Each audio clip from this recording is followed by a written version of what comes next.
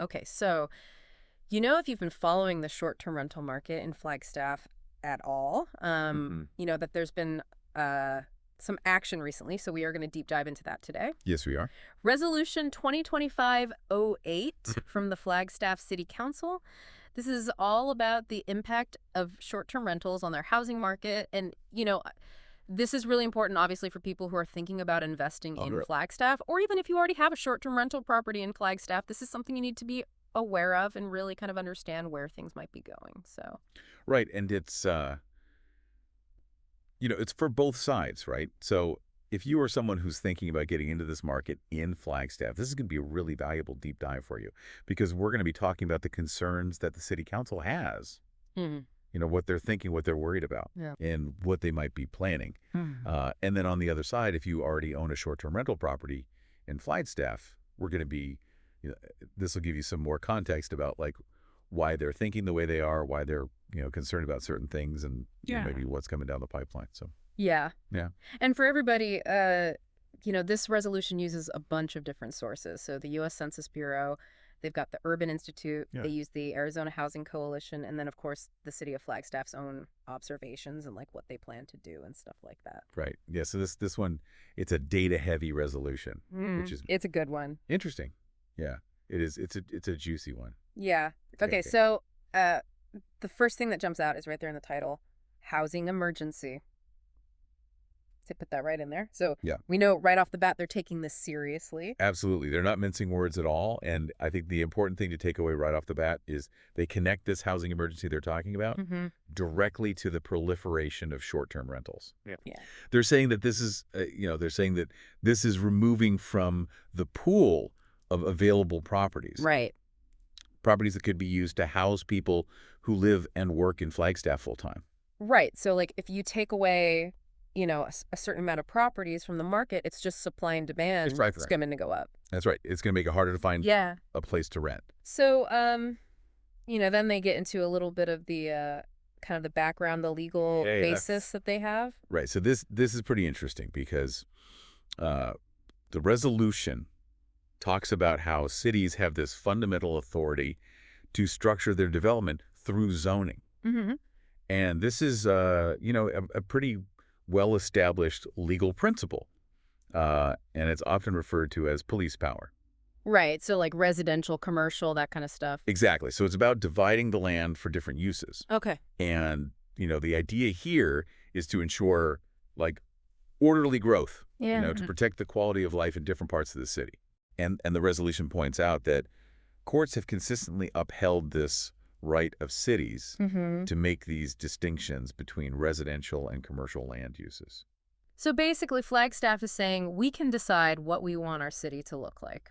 That's exactly what they're saying. And, Mhm. and they're saying a key part of that is making sure that residential areas stay residential. Right, right. And that's kind of where they get into this idea that short-term rentals might not be the best fit for residential Right. areas. They're saying that, we need to make sure that those areas are Mm. primarily serving the needs of the people who live there full time. Yeah, and it's interesting they also mentioned the state legislature, so it seems like they're maybe looking for a little bit of help, or at least they're hoping that the state legislature will kind of give them back some local control over how they can regulate short-term rentals. Yeah, they specifically say that they feel like there's this apparent support in the legislature for returning more local control over STRs specifically, Yeah. and that could open the door for them to kind of have a little more say in how they manage this whole situation.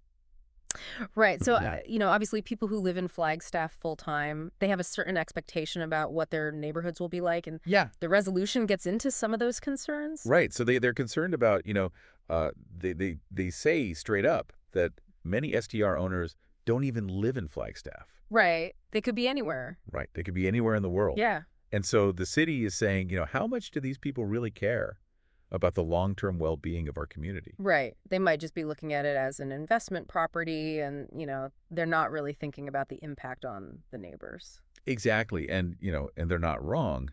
The resolution lists some specific complaints that they've gotten, like noise, people partying late into the night, parking issues, Mhm. trash, all this kind of stuff that, can make life difficult.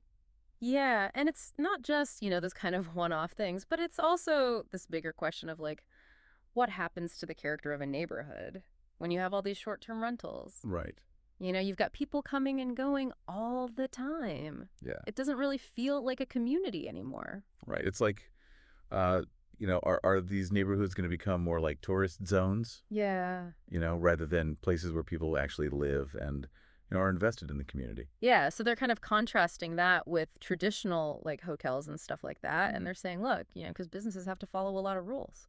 Right. They're talking about a level playing field. They're Yeah. saying hotels have to deal with all these development standards. They have to have annual inspections, Yeah. Oh, all cool. sorts of business requirements. And, short-term rentals don't necessarily have to play by the same rules. Right. And they're, often operating on these online platforms and stuff. Right. They're saying that creates this sort of economic advantage Yeah. Yeah. for short-term rentals. And it's interesting because they connect that back to this idea of housing costs. Right. So they're saying, because short-term rentals aren't regulated in the same way, Right. it could actually be driving up the cost of housing Exactly. in Flagstaff. They're saying it's unfair competition, essentially. Yeah. Yeah. And that's contributing to these higher costs. So, I mean, they come right out and say it. Yeah. They say that short-term rentals take away critically important housing units from the city's available housing stock. Yeah, it's a very direct statement. Yeah. And the logic is pretty simple. I mean, a property that's being used as a short-term rental, especially if it's in a residential neighborhood, that's a property that a family can't live in. Right. So it directly reduces the supply of long-term housing options. Mm-hmm. And as we were saying earlier, when the supply goes down, Right. the prices go up. Right. So let's get into some of the numbers that they've got here, because I think this is really interesting for anybody who's thinking about investing in Flagstaff. Yeah. So the U.S. Census Bureau data, this shows that the average household size in Flagstaff is 2.32 people, and an average family size, 2.83 people. Yeah. So when you look at those numbers, I'm thinking, like, are the occupancy limits for STRs, are those really aligned with the needs of the people who live there? That's a good question. And the resolution itself doesn't directly connect those dots. Right. But I think you're right that it does raise that question. If you're buying a property and you're planning on, renting it out to a large group of tourists, Yeah. is that really serving the housing needs of the local population? Right. Right. And then the resolution talks about how, as of February, 2025 short-term rentals were 3.6% of the total housing stock. Mm-hmm. So that doesn't sound like a huge number. But then they say between February 2020 and February 2025, the number of STRs jumped from about 600 to 1142. Right. That's So a huge jump. that is a huge jump. Yeah. It almost doubled in just 5 years. Yeah, I think that's really what's driving this concern. It's this rapid growth that's happening. And, when you see those kinds of numbers, it makes sense that the city is going to start to get a little bit nervous. Right, right. And then just one more data point from the resolution.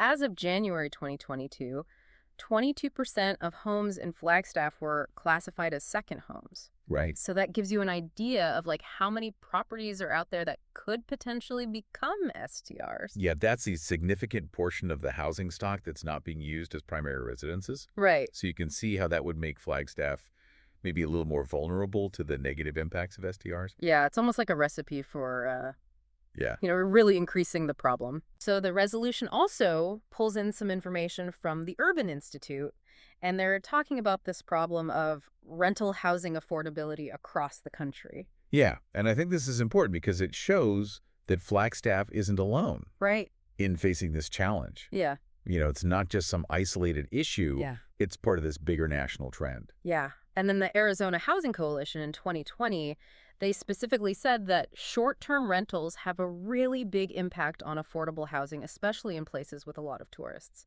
So they specifically mentioned Flagstaff and Scottsdale. Right, so it's like they're shining a spotlight directly on places like Flagstaff Yeah. that are dealing with this tension between tourism and, housing affordability. Okay. And then they also mention this study from the Economic Policy Institute. This was a cost-benefit analysis they did in 2019.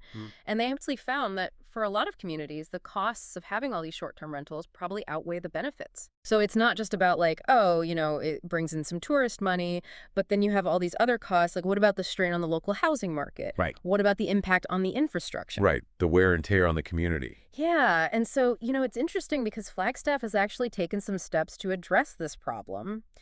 So back in December of 2020, the city council officially declared a housing emergency, Right. and then they followed that up in February 2022 with this really ambitious 10-year housing plan. Yeah, they've got some big goals with this plan. So they're trying to make a difference for at least 6,000 low to moderate income residents by, either building more housing or providing subsidies. And they want to create or preserve almost 8,000 housing units by 2031, with at least 10% of those being designated as affordable. Yeah, and they really emphasize that this whole issue of affordability disproportionately affects lower income All households. right. So, this is contributing to housing instability, it's contributing to homelessness. So they're really absolutely taking this seriously. And I think it's worth pointing out that they're not saying that short-term rentals are the only cause of this problem, Right.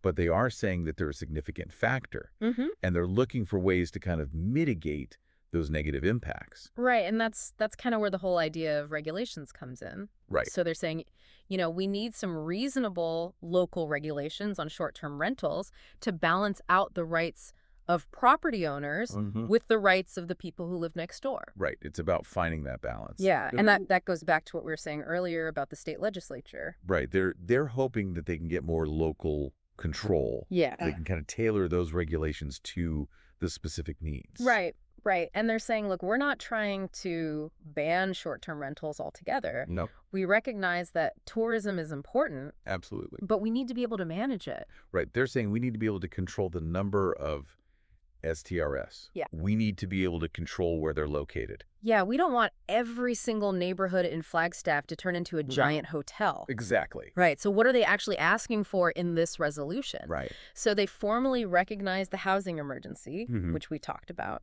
And then they specifically asked the state legislature to give them back local control so that they can implement zoning restrictions. Right. And they want to be able to set limits on the number of STRs. Yeah. And they want to be able to say where those STRs can be located within the city. And they also talk about this idea that local governments should be able to make reasonable regulations about the number and the location of short-term rentals. Right. So they're really pushing for more autonomy at the local level. Yeah, so they can kind of tailor those regulations to their specific needs. Exactly. And then the last thing they do in this resolution is they invite other cities, towns, counties to pass similar resolutions. Yeah, I think that's a really smart move because it shows that Flagstaff isn't just trying to go it alone. Right. They're trying to build a coalition. Yeah. And I think that's going to be really important if they want to get the state legislature to take action. Yeah. So for anybody who's thinking about investing in Flagstaff, Yeah. what are the big takeaways here? I think the biggest one is that